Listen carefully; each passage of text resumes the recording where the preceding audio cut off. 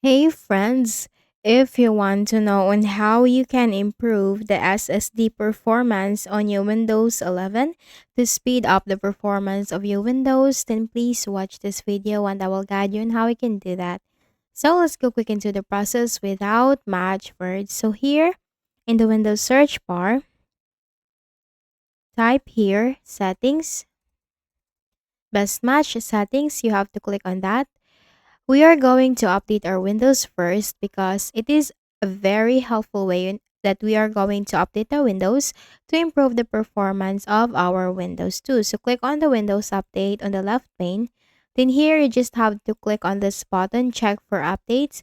So this will download and install the latest updates for your Windows. And also if you are going to update your Windows, the issues and the problems that you are facing can also be fixed. So might as well update your Windows.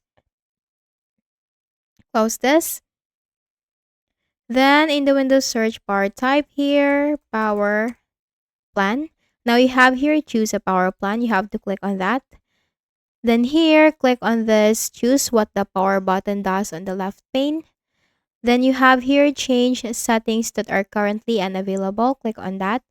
And you have here turn and fast start up. This helps start your PC faster after shutdown. Restart isn't affected. Now you have to check this button and then click on save changes. Once done, simply close this window.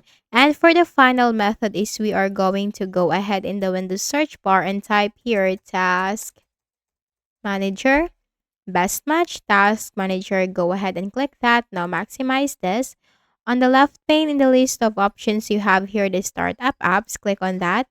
Status, make sure this is from enabled to disabled so that you will know what are the startup applications enabled on your Windows now.